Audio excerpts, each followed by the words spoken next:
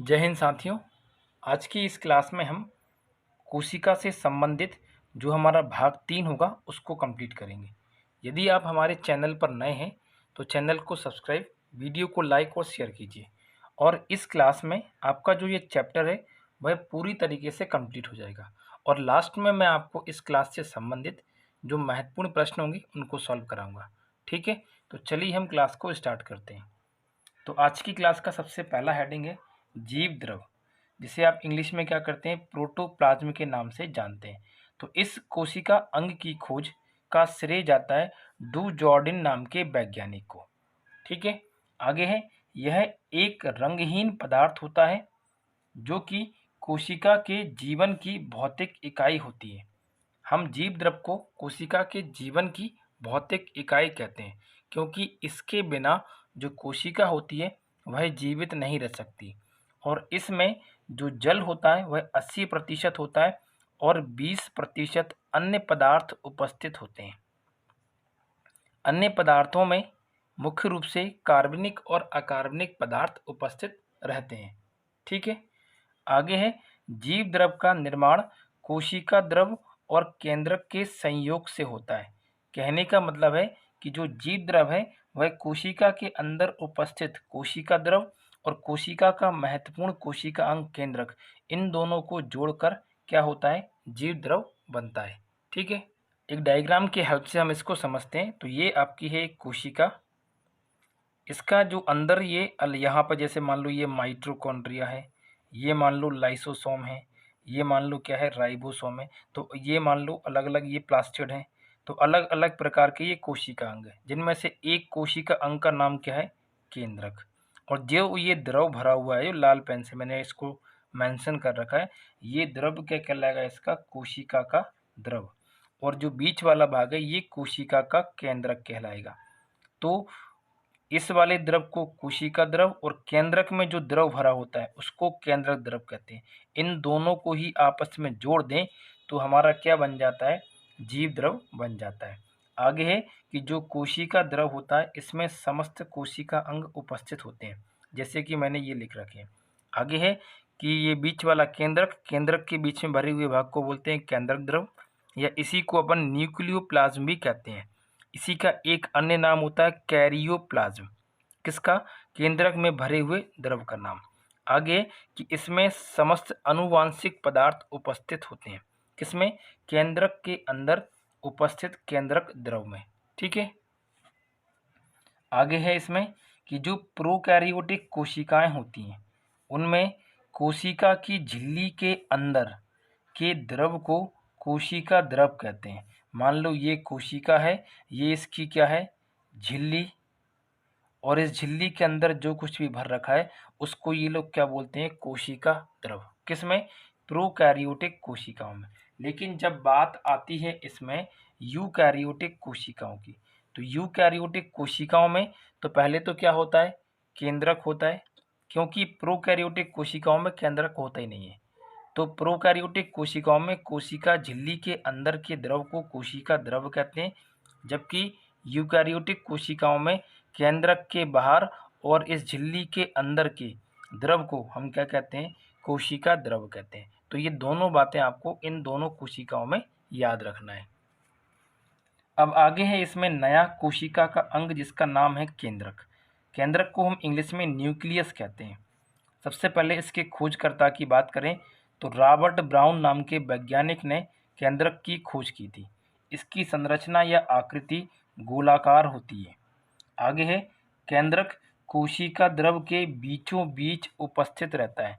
ये हो गई आपकी कोशिका, ये इसमें जो भरा होता है ये क्या होता है, इसका द्रव, और इसके एकदम बीचों बीच में क्या होता है, कोशिका का केंद्रक उपस्थित रहता है।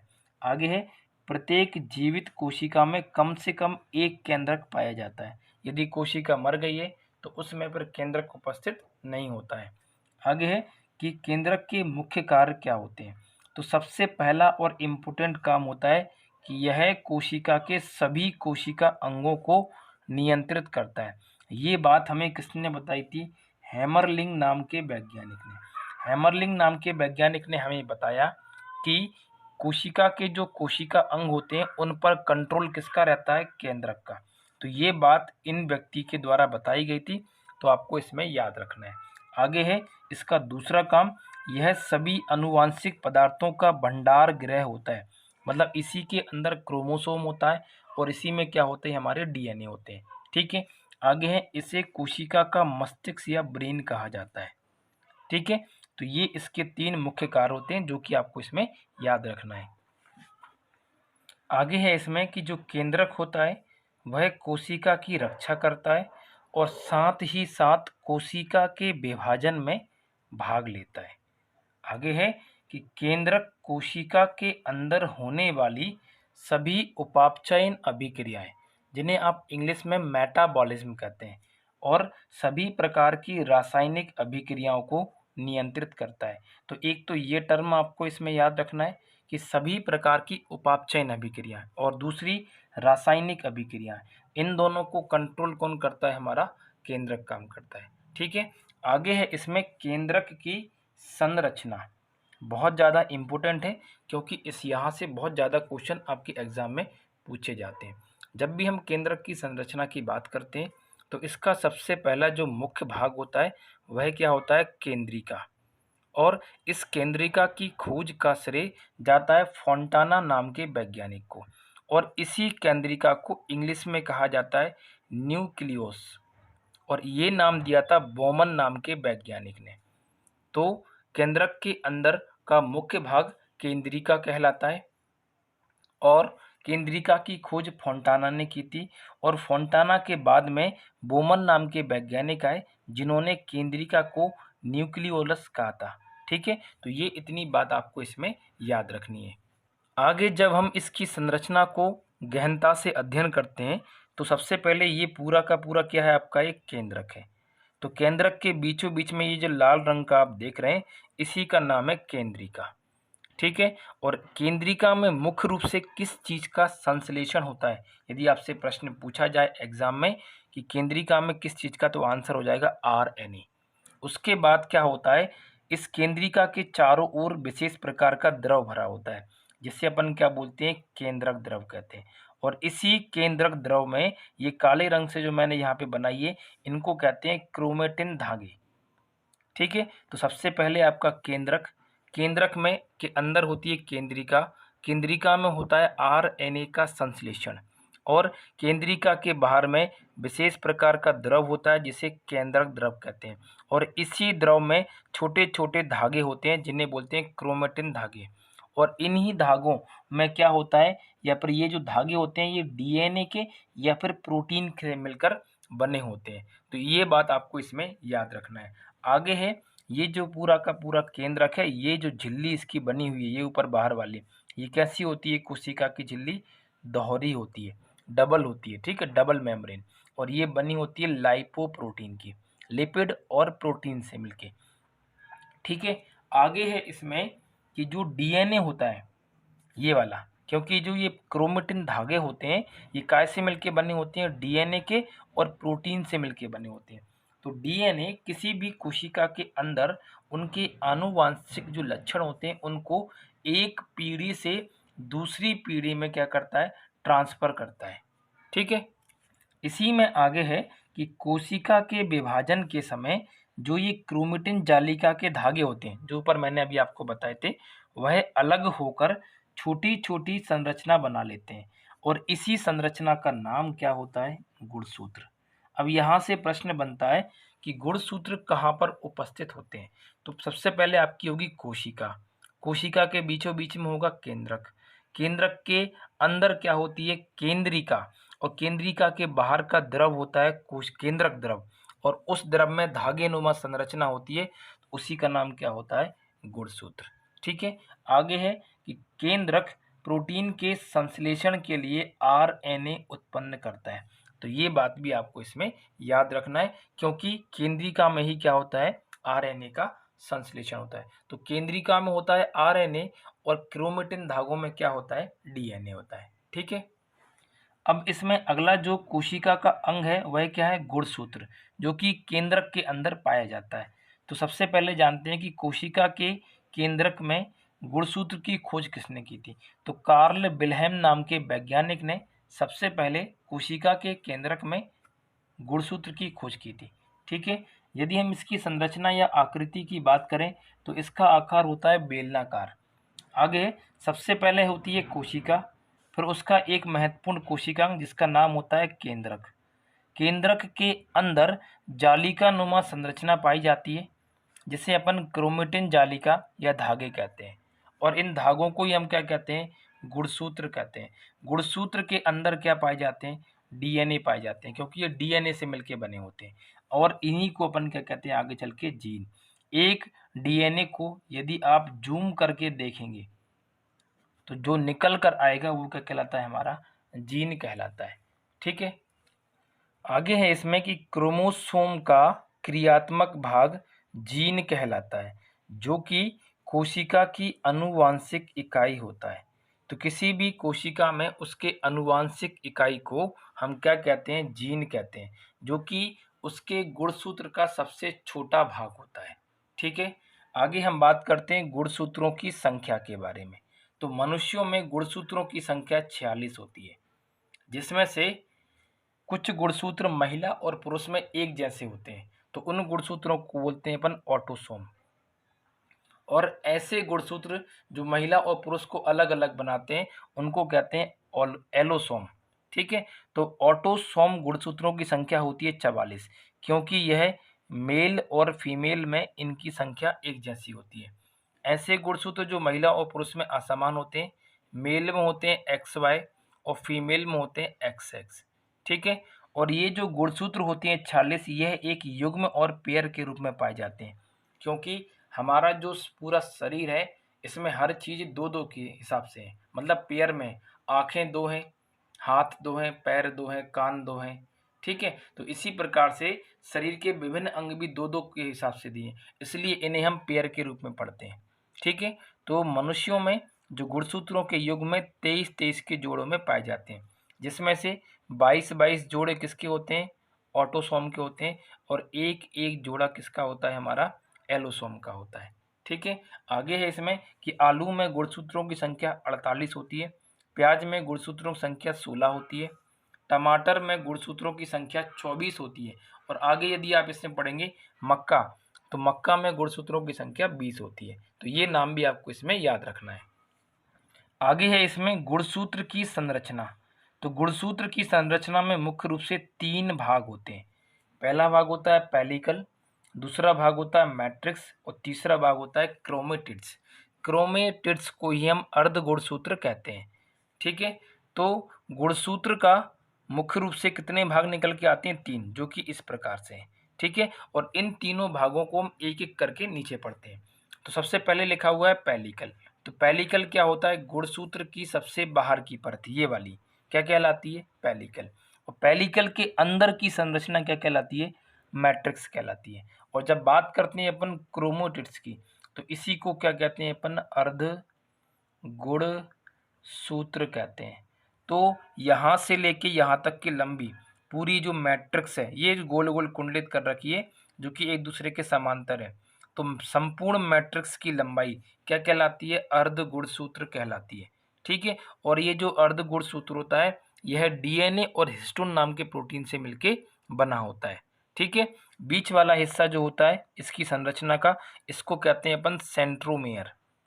सेंट्रोमियर, और ये सेंट्रोमियर कोशिका के विभाजन के समय इस पूरे गुणसूत्र को 2 भागों में बांट देता है, जिसमें से एक भुजा होती है छोटी, जिसे अपन शॉर्ट आर्म कहते हैं, इसको पी से शो करते हैं, और एक भुजा होती है लंबी जिसे लॉन्ग आर्म कहते हैं, और इसका सिंबल होता है क्यू आर्म। ठीक है, तो इन सभी की डेफिनेशन मैंने नीचे लिखी हुई, उनको हम एक बार और पढ़ लेते हैं। इसमें सबसे पहले है पेलिकल। तो गुणसूत्र की बाह्य परत या आवरण पेलिकल कहलाता है। दूसरा है मैट्रिक्स। तो पेलिकल से घिरा हुआ क्षेत्र जो कि समांतर होता है उसी को अपन कहते हैं मैट्रिक्स। तीसरा है क्रोमेटिड्स, या इसी को कहते हैं अपन अर्ध गुणसूत्र। तो मैट्रिक्स में गुणसूत्र की जो कुल लंबाई होती है उसी को अपन अर्ध गुणसूत्र कहते हैं, और ये जो अर्ध गुणसूत्र होता है यह डीएनए का और हिस्टोन नाम के प्रोटीन से मिलके बना होता है। आगे इसमें बताया गया है कि गुणसूत्रों की जो संरचना होती है वह केवल कोशिका के विभाजन के समय ही स्पष्ट रूप से दिखाई देती है। मतलब नॉर्मली हम गुणसूत्र की संरचना को नहीं देख सकते, लेकिन जब किसी कोशिका का विभाजन हो रहा है तो उस समय हम उस गुणसूत्र की संरचना को बहुत अच्छे से देख सकते हैं। ठीक है। अब आगे इसमें है सेंट्रोमियर के बारे में, जो कि मैंने डायग्राम में बताया था, बीचों बीच का भाग होता है। तो गुणसूत्र के आकार का जो निर्धारण करता है कि गुणसूत्र का आकार किस प्रकार से होगा, बेलनाकार कैसे बनेगा, तो आकार का निर्धारण करने का काम होता है सेंट्रोमियर का। और साथ ही साथ यह कोशिका के विभाजन के समय तुर्क सूत्र से गुणसूत्र को जोड़ देती है। तो ये सेंट्रोमियर के अंदर ही पाया जाता है, तुर्क सूत्र और एक क्या होता है, गुणसूत्र। तो इन दोनों को आपस में जोड़ने का काम भी करती है। आगे है सेंट्रोमियर के कारण ही गुणसूत्र दो भागों में बढ़ता है, और दो भागों में जब बढ़ता है तो उसमें क्या होती है, भुजाओं का निर्माण होता है, जिन्हें अपन क्या कहते हैं, आर्म कहते हैं। ऊपर वाली आर्म छोटी होती है, नीचे वाली आर्म बड़ी होती है या फिर लंबी होती है। आगे है इसमें कि जो गुणसूत्र होता है, जो ऊपर हमने डायग्राम बनाया था, उसका सबसे ऊपर वाला भाग जिसे अपन शीर्ष भाग कहते हैं, उसे टेलोमियर के नाम से जानते हैं। तो ये आईएमपी पॉइंट है, आप इसको याद रखेंगे कि गुणसूत्र का ऊपरी भाग या सबसे शीर्ष भाग क्या कहलाता है। तो आंसर हो जाएगा टेलोमियर। ठीक है। आगे है इसमें समजात गुणसूत्र, जिसे आप होमोलोजस क्रोमोसोम कहते हैं। तो जो गुणसूत्र हैं जो कि जोड़ों में पाए जाते हैं, जोड़ों में पाए जाने वाले गुणसूत्रों को ही हम क्या कहते हैं, समजात गुणसूत्र कहते हैं। ठीक है। आगे है हमारा अगला कोशिका अंग, जिसका नाम है माइक्रोट्यूबुल्स। ये क्या होते हैं हमारे माइक्रोट्यूबुल्स? तो यह कोशिका के द्रव में उपस्थित छोटी छोटी नलिकाएं होती हैं, जो कि मुख्य रूप से कोशिका के विभाजन के समय स्पिंडल का निर्माण करती हैं। स्पिंडल क्या होते हैं? कोशिका के निर्माण में या उसके विभाजन में भाग लेने वाली छोटी छोटी संरचनाएं, जो कि माइक्रोट्यूबुल्स के द्वारा कंट्रोल होती हैं। ठीक है। अगला और सबसे अंतिम कोशिका अंग है, जिसका नाम है सीलिया एवं फ्लैजिला। तो जंतु कोशिकाओं में सीलिया और फ्लैजिला उपस्थित होते हैं, लेकिन पादप कोशिकाओं में ये अनुपस्थित होते हैं। आगे है कि कोशिका की जो झिल्ली होती है, उसके बाहर का जो आवरण होता है, उन्हीं को अपन सीलिया और फ्लैजिला कहते हैं।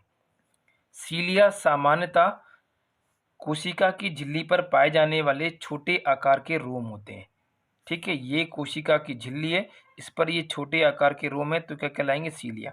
और जो बड़े आकार के रोम होते हैं ऐसे, तो इनको कहते हैं अपन फ्लैजिला। ठीक है। आगे है कि ये जो सीलिया और फ्लैजिला होते हैं, ये कोशिका को गति करवाने में, अवशोषण करवाने में और हिलने डुलने में क्या करते हैं, सहायता करते हैं। आगे है इसी में कि यह कोशिका की झिल्ली और तारकाय के निर्माण में सहायक होते हैं। वेरी मोस्ट आईएमपी पॉइंट, कि ऐसा कौन सा कोशिका अंग होता है जो कि कोशिका की झिल्ली को और तारकाय सेंट्रोसोम को बनाने में हेल्प करता है। तो आंसर आ जाएगा सीलिया और फ्लैजिला। आगे है इसमें कि यह जो सीलिया फ्लैजिला होते हैं, ये हमारे शुक्राणु, जिसे आप कहते हैं स्पर्म, की गति में क्या होते हैं, सहायक होते हैं। ठीक है। अब आगे है इसमें जंतु कोशिका और पादप कोशिका में अंतर, कि जंतु कोशिका क्या होती है और पादप कोशिका क्या होती है। तो मैंने यहाँ पर अलग अलग कोशिका के अंग लिखे जो कि बीच में कॉमन है। आपने पढ़ा होगा इस प्रकार से ये कि जो चीज़ें कॉमन होती हैं वो बीच में लिखी हैं और जो डिफरेंट है वो मैंने यहाँ पे लिख दिए। तो सबसे पहले हम बात करते हैं जंतु कोशिका की। तो जंतु कोशिका में जो सीलिया होते हैं और जो फ्लैजिला होते हैं और जो लाइसोसोम है, ये क्या होते हैं, उपस्थित होते हैं। लेकिन पादप कोशिका में यह उपस्थित नहीं होते हैं। इसी प्रकार से कोशिका की भित्ति, आगे है इसमें प्लास्टिड, जिन्हें आप कहते हैं लवक, और साथ में है क्लोरोप्लास्ट, जिसको कहते हैं हरद लवक। ये केवल पादप कोशिका में पाए जाते हैं, जंतु कोशिका में नहीं पाए जाते, इसलिए मैंने यहाँ पे एक कोने में लिख रखे हैं। ठीक है। आगे है इसमें सबसे पहले है आकार। तो जंतु कोशिका का आकार होता है कैसा, छोटा, जबकि पादप कोशिका का आकार कैसा होता है, बड़ा। ठीक है। आगे है आकृति। जंतु कोशिका की आकृति होती है गोल और पादप कोशिका की आकृति होती है चतुष्फलकीय। आगे है रिक्तिकाएं। रिक्तिकाएं दोनों में उपस्थित होती हैं। अंतर इतना होता है कि जंतु कोशिका की जो रिक्तिकाएं होती हैं वह आकार में होती हैं छोटी, लेकिन उनमें जो जल होता है उसकी मात्रा क्या होती है, ज़्यादा होती है। जबकि पादप कोशिकाओं की रिक्तिकों का आकार होता है बड़ा, परंतु उसमें जल की मात्रा क्या होती है, कम होती है। आगे है झिल्ली। झिल्ली का मतलब है कोशिका झिल्ली। तो यह जंतु कोशिकाओं में भी पाई जाती है और पादप कोशिकाओं में भी पाई जाती है। अगला है माइटोकॉन्ड्रिया। तो आप सभी को पता है कि माइटोकॉन्ड्रिया किसी भी कोशिका के अंदर का क्या होता है, श्वसन अंग होता है और ऊर्जा बनाने का काम करता है। तो यह जंतु कोशिका और पादप कोशिका दोनों में क्या होता है, उपस्थित रहता है। आगे है राइबोसोम। तो जंतु कोशिका और पादप कोशिका दोनों में 80S प्रकार के राइबोसोम पाए जाते हैं। राइबोसोम होते तो हैं, लेकिन जो बड़े आकार के राइबोसोम होते हैं 80S, जो कि मैंने पीछे आपको पढ़ाए हैं, वह इसमें पाए जाते हैं। आगे है ER। ER का मतलब होता है एंडोप्लाज्मिक रेक्टिकुलम, जिसे आप हिंदी में अंतःप्रद्रवी जालिका कहते हैं। तो जंतु कोशिकाओं में इसकी जो संख्या होती है वह क्या होती है, ज़्यादा होती है जालिका की, लेकिन पेड़ पौधों में इसकी संख्या क्या होती है, कम होती है। आगे है इसी में गोल्जी बॉडी। गोल्जी बॉडी को हम बोलते हैं गोल्जी काय। तो यह जंतु कोशिका में भी उपस्थित होता है और पादप कोशिका में भी क्या होता है, उपस्थित रहता है। आगे है इसमें केंद्रक। जब केंद्रक की बात करते हैं अपन, तो यह केंद्रक जंतु कोशिका और पादप कोशिका दोनों में होता है, लेकिन जंतु कोशिका में ये एकदम बीचों बीच में होता है, एकदम मध्य में। लेकिन पादप कोशिकाओं में ये कहाँ पाया जाता है, उसके किनारे पर। तो ये बात आपको इसमें याद रखना है। आगे है तारक काय। तारक काय क्या करता है, कोशिका के विभाजन का काम करता है। तो यह मुख्य रूप से जंतु कोशिका में पाया जाता है, लेकिन पादप कोशिकाओं में यह नहीं पाया जाता है। तो इसको लिखना मैं भूल गया हूँ, तो यहाँ पे आप इसको लिख सकते हैं। तो जंतु कोशिकाओं में केवल तारक काय पाया जाता है, परंतु पादप कोशिकाओं में तारक काय नहीं पाया जाता है। आगे है, जब हम गुणसूत्र की बात करते हैं, तो जंतु कोशिकाओं में गुणसूत्रों का जो आकार होता है वह कैसा होता है, छोटा होता है, लेकिन पादप कोशिकाओं में जो गुणसूत्र होते हैं उनका आकार बड़ा होता है। आगे है कार्बोहाइड्रेट या भोजन का संग्रहण। जंतु कोशिकाओं में भोजन का संग्रहण ग्लाइकोजन के रूप में होता है, जबकि पेड़ पौधों में कार्बोहाइड्रेट का संग्रहण स्टार्च के रूप में होता है। तो ये कुछ मैंने इसमें अंतर समझाए। इससे डायग्राम के हेल्प से आप इस अंतर को भली भांति अच्छे से समझ सकते हैं। ठीक है। आगे है इसमें जीव के आधार पर कोशिका के प्रकार। तो ये होती है एक कोशिकीय जीव, मतलब ऐसे कोशिकाएं जिनका शरीर केवल, या पर ऐसे जंतु जिनका शरीर केवल एक कोशिका से मिलकर बना होता है, उन्हें अपन कहते हैं यूनिसेलुलर या एक कोशिकीय जीव। और ऐसे जीव जिनका शरीर एक से अधिक कोशिकाओं से मिलकर बना होता है, उन्हें अपन कहते हैं बहुकोशिकीय, मल्टी सेलुलर एनिमल। तो इन दोनों में केवल हमें इनके एग्जाम्पल याद रखना है बस। तो जो एक कोशिकीय जीव होते हैं, इनमें मुख्य रूप से आता है प्रोटोजोआ, जीवाणु, नील हरित शैवाल, एसिटा बुलेरिया नाम की शैवाल, और युगलिना, अमीबा, पैरामीशियम, प्लाज्मोडियम और समस्त प्रकार के प्रोटिस्टा जगत के जीव। जबकि हम बात करें बहुकोशिकीय जीव में, तो इसमें आता है शैवाल, कवक, सभी पेड़ पौधे जिन्हें आप पादप कहते हैं, सभी जंतु जैसे कीट, मछली, उभयचर वर्ग के जीव, सरीसृप वर्ग के जीव और स्तनधारी वर्ग के जीव जिन्हें आप मैमल्स कहते हैं। तो इन दोनों में केवल आपको यही बात याद रखना है। ठीक है। आगे है इसमें संरचना के आधार पर कोशिका के प्रकार। तो संरचना के आधार पर जो कोशिका होती है मुख्य रूप से दो प्रकार की होती है। पहली होती है प्रोकैरियोटिक, जिसे आप असीम केंद्रीय कोशिका कहते हैं। दूसरी होती है यूकैरियोटिक कोशिका, जिसे हम ससीम केंद्रीय कोशिका कहते हैं। तो प्रो का मतलब होता है पहले और कैरियोटिक का मतलब होता है केंद्रक। मतलब ऐसी कोशिकाएं जो अपने जीवन के आरंभिक चरण, जिसको अपन बोलते हैं प्रीमिटिव, मतलब पहले वाले चरण में क्या होती हैं, स्तर में होती हैं और जिनमें केंद्रक का अभाव होता है। कहने का मतलब है कि ऐसी कोशिकाएं जिनमें केंद्रक नहीं पाया जाता है, या फिर जो केंद्रक होता है वह अविकसित होता है, उन्हीं को अपन बोलते हैं प्रोकैरियोटिक कोशिका। और इसके जो उदाहरण होते हैं वह क्या होते हैं, जीवाणु, विषाणु, नील हरित शैवाल और माइकोप्लाज्मा। माइकोप्लाज्मा सबसे छोटी कोशिका होती है। ठीक है। तो ये चार उदाहरण हैं जो कि प्रोकैरियोटिक कोशिका के होते हैं। ठीक है। आगे है इसी में यूकैरियोटिक कोशिकाएं। तो ऐसी कोशिकाएं जिनमें पूर्ण रूप से जो कोशिका का केंद्रक होता है वह क्या होता है, विकसित होता है और केंद्रक उपस्थित रहता है और सभी प्रकार के कोशिका अंग पाए जाते हैं, उसे अपन कहते हैं यूकैरियोटिक कोशिका। इसमें क्या क्या आते हैं आपके, शैवाल, सभी प्रोटिस्टा जगत के जीव, जिसमें आता है प्रोटोजोआ, यूग्लिना, अमीबा, पैरामीशियम और प्लाज्मोडियम, सभी प्रकार के कवक, पादप मतलब पेड़ पौधे और सभी प्रकार के जंतु किसमें आते हैं, हमारे यूकैरियोटिक कोशिका में आते हैं।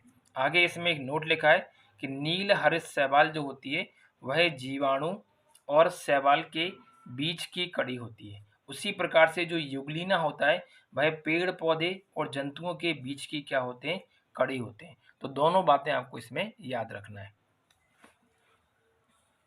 अब आगे है इसमें प्रोकैरियोटिक कोशिका और यूकैरियोटिक कोशिका में अंतर। ये बहुत ज़्यादा कॉम्प्लिकेटिव करके लिखा हुआ है मैंने, लेकिन यदि आप एक बार इसको अच्छे से पढ़ लेंगे तो आपको ये अच्छे से समझ में आ जाएगा।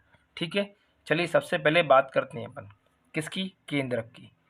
तो प्रोकैरियोटिक कोशिकाओं में केंद्रक होता है अनुपस्थित, मतलब अविकसित होता है, जबकि यूकैरियोटिक कोशिकाओं में केंद्रक विकसित होता है और पूर्ण रूप से क्या होता है, डेवलप होता है। ठीक है, तो पहला पॉइंट ये याद रखेंगे।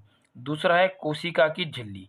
तो यहाँ पर कोशिका झिल्ली उपस्थित होती है और यूकैरियोटिक में भी क्या होती है, ये उपस्थित रहती है।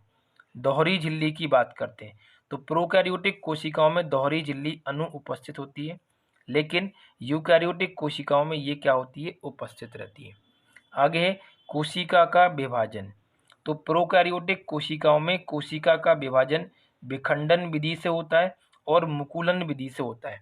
विखंडन और मुकुलन को हम कहते हैं असूत्री विभाजन, जिसे बोलते हैं अमीटोसिस। ठीक है, आगे है कि जो यूकैरियोटिक कोशिका होती हैं इनमें कोशिका विभाजन होता है मियोसिस या फिर मियोसिस, मतलब कोशिका का विभाजन प्रोकैरियोटिक कोशिकाओं में असूत्री होता है, जबकि यूकैरियोटिक में समसूत्री एवं अर्ध समसूत्री होता है। आगे है श्वसन अंग। तो श्वसन अंग की जब बात करते हैं प्रोकैरियोटिक में तो इसमें होता है जीव द्रव से। क्यों? क्योंकि इनमें माइटोकॉन्ड्रिया उपस्थित नहीं होता है। किसमें? प्रोकैरियोटिक में। जबकि यूकैरियोटिक में माइटोकॉन्ड्रिया उपस्थित होता है और यही इनका क्या कहलाता है, श्वसन अंग कहलाता है। तो प्रोकैरियोटिक में कौन करेगा श्वसन? तो आंसर हो जाएगा जीव द्रव। ठीक है, तो ये जो जीव द्रव है वह दोनों में उपस्थित होता है, लेकिन इनमें श्वसन का काम करता है, इनमें नहीं करता है। इनमें श्वसन का काम कौन करता है? माइटोकॉन्ड्रिया। आगे प्रकाश संश्लेषण।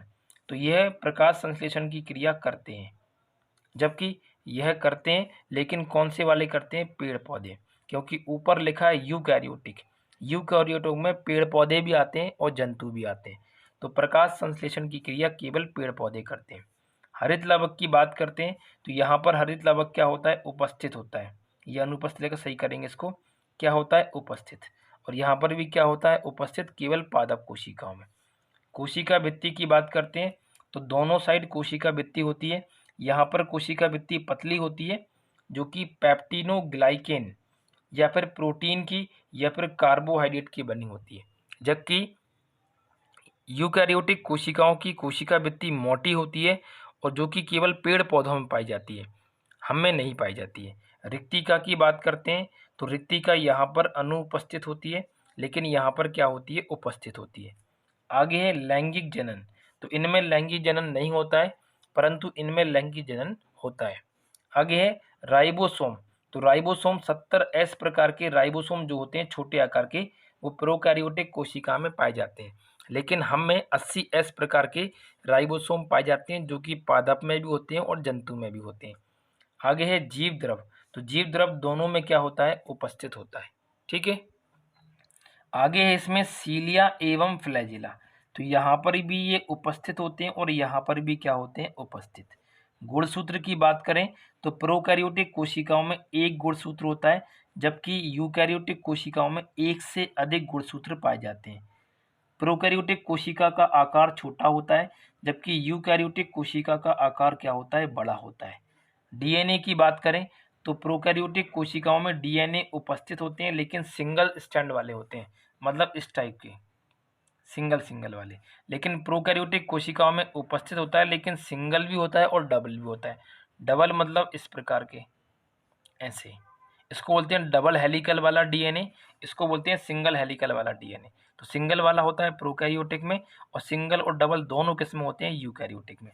आगे साइटोस्केलेटन। तो साइटोस्केलेटन क्या होता है? इनमें होता है अनुपस्थित, लेकिन इनमें क्या होता है? उपस्थित होता है। एक और टर्म लिखा है इसमें, प्रजनन। तो प्रोकैरियोटिक कोशिकाओं में प्रजनन की क्रिया बहुत तेजी से होती है। हम में कैसी होती है? मंद होती है, क्योंकि पेड़ पौधे बहुत धीमे धीमे विकसित होते हैं। हमें भी जब बच्चों का जन्म होता है तो 9 महीने का समय लग जाता है, ठीक है। लेकिन जो प्रोकैरियोटिक कोशिकाएं होती हैं उनको जन्म लेने में बहुत कम समय लगता है, एक ही बार में हजारों लाख हो जाते हैं। तो इनमें प्रजनन की क्रिया तीव्र होती है, हम में कैसी होती है? मंद होती है।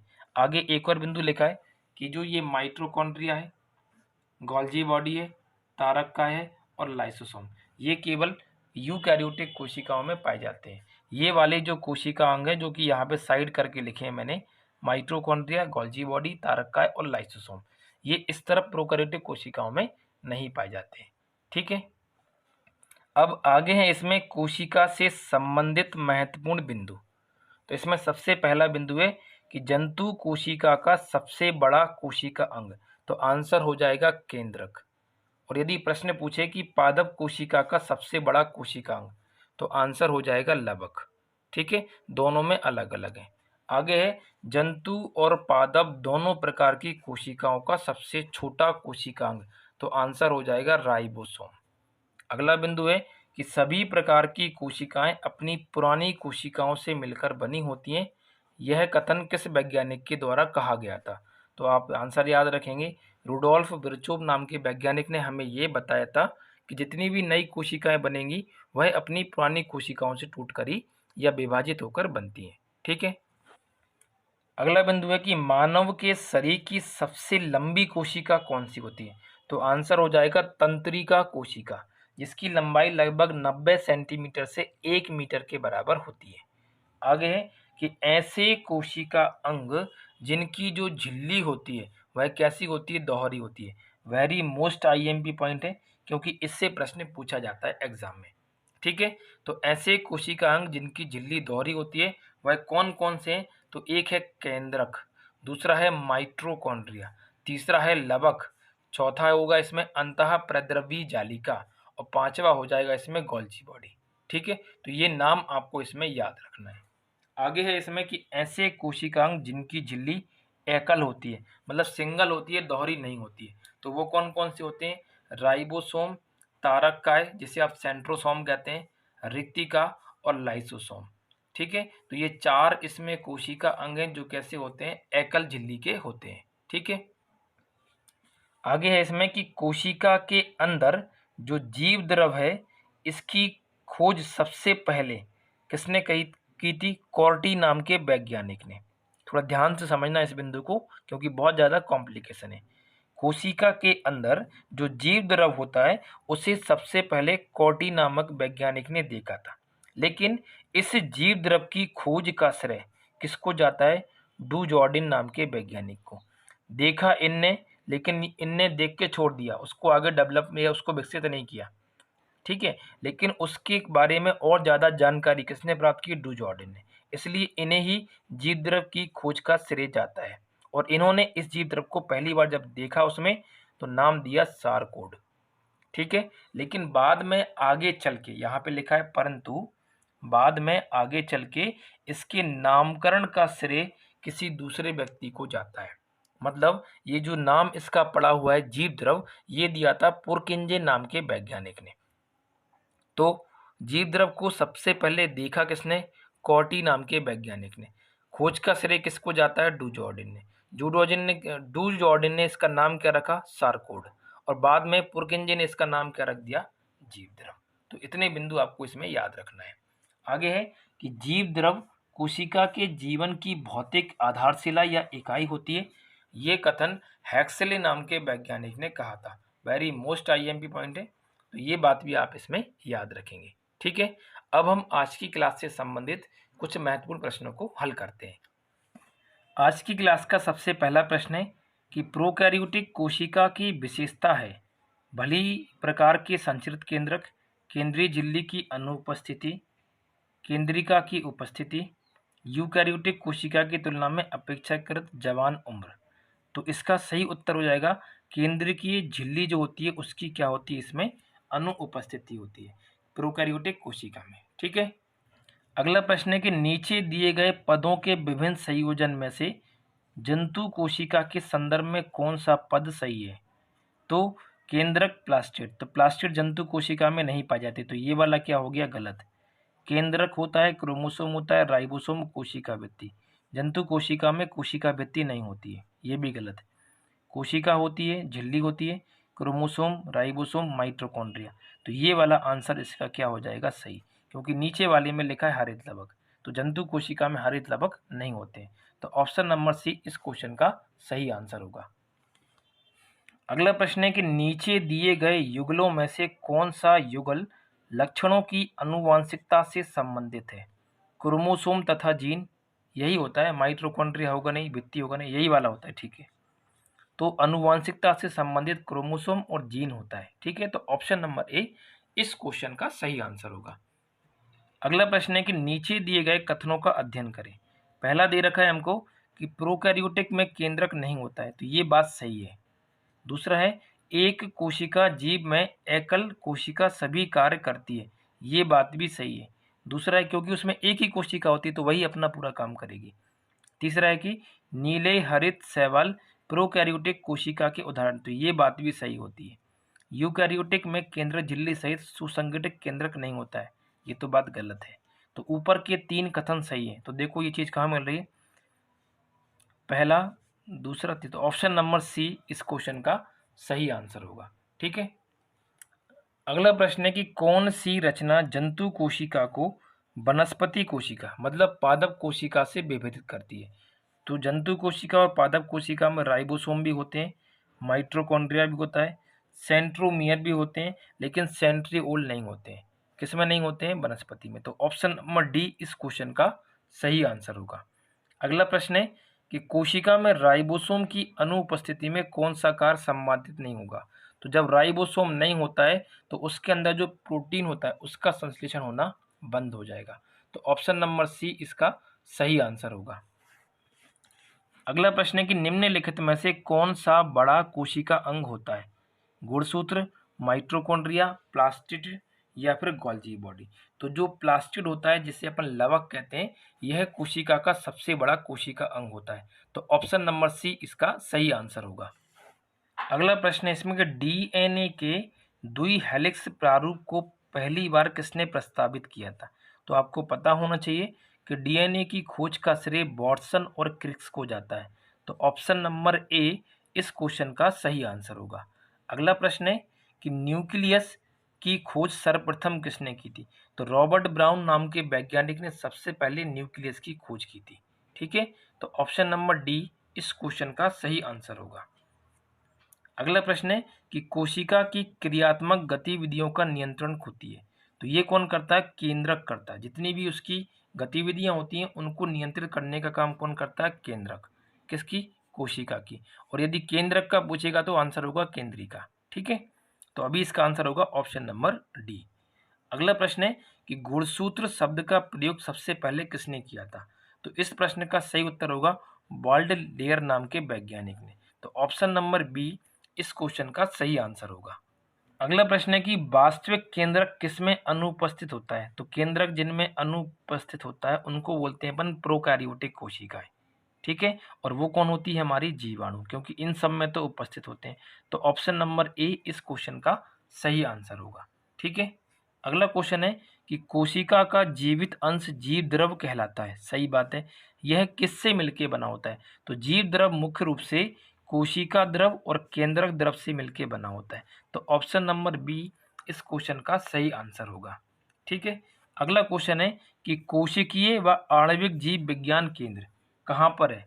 तो ये कहाँ पर है, हैदराबाद में। ऑप्शन नंबर डी इस क्वेश्चन का सही आंसर होगा। ठीक है। अगला प्रश्न है कि कोशिका के बारे में निम्नलिखित में से सही नहीं है।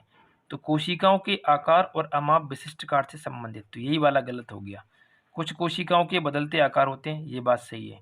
प्रत्येक कोशिका के निष्पादन की अपनी क्षमता होती है। सही बात है, क्योंकि उनमें स्वप्रजनन का गुण पाया जाता है। सभी देह ऊतकों में एक ही प्रकार की कोशिकाएं पाई जाती हैं, ये बात भी सही है। तो ऑप्शन नंबर ए अकेला क्या होगा, इस क्वेश्चन का गलत होगा। बाकी सारे के सारे कथन क्या होंगे, इसके सही होंगे। ठीक है, तो आज की इस क्लास में हमने कोशिका के चैप्टर को पूरा कंप्लीट कर लिया है। ठीक है, तो इस क्लास की जो पीडीएफ होगी वह आपको हमारे टेलीग्राम के चैनल पर शेयर कर दी जाएगी, वहाँ से आप इसे प्राप्त कर सकते हैं। ठीक है, तो आज के लिए इतना ही, मिलते हैं हम अगली क्लास में। तब तक के लिए नमस्कार, धन्यवाद।